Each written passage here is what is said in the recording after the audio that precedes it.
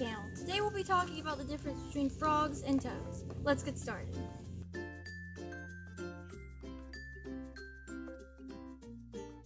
Most people can't tell the difference between a frog and a toad. That's okay, that's what this video is for. Even if you can, diving into the differences between the two is a lot weirder and more interesting than you might think.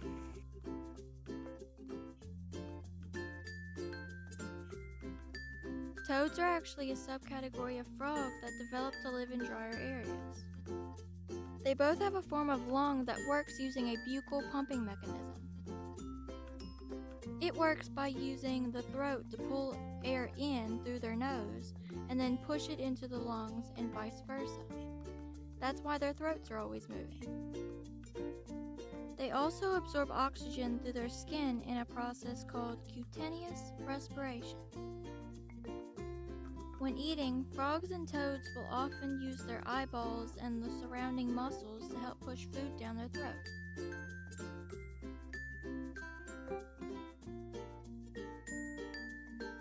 Frogs have smooth, wet skin perfect for absorbing water and oxygen. But this means they can also lose water easily and have to stay close to a water source to stay hydrated. Since toads tend to live in drier areas, they develop thicker, drier skin that holds in moisture better so they don't get dehydrated as easily.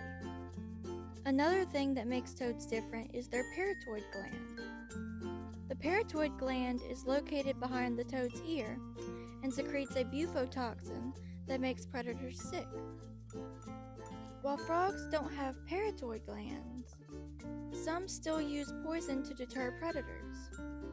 They do this by eating toxic creatures and storing that poison in the granular glands under their skin. Perfect for life in the trees, most frogs have developed toe pads with special cells that stick to small irregularities on surfaces with help from the mucus glands.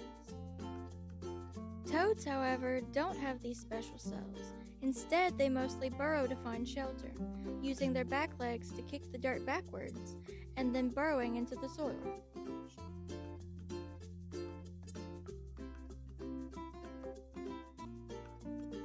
Instead of smooth skin, the Vietnamese mossy frog has bumpy skin to mimic moss, hence the name.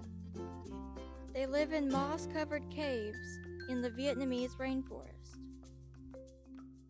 The desert rain frog burrows under the sand. It lives in the sandy shores of Namibia and South Africa. The dry climate gets so little rain that the frogs rely on burrowing and fog for moisture. There's also another rain frog called the black rain frog that looks like a sad avocado. While most toads aren't known for their ability to climb, the yellow-spotted climbing toad is an expert at climbing. Native to the Malay Peninsula, this toad is considered the largest tree-dwelling toad in the world. Frogs and toads are an important part of our world. They are considered indicator species, meaning they are so sensitive to changes in the environment that they become an early warning sign when an ecosystem is in decline. That's all for this video. I hope you learned something new. See you next time. Hey guys, welcome to my channel. Today I'll be talking about the difference between... Nope.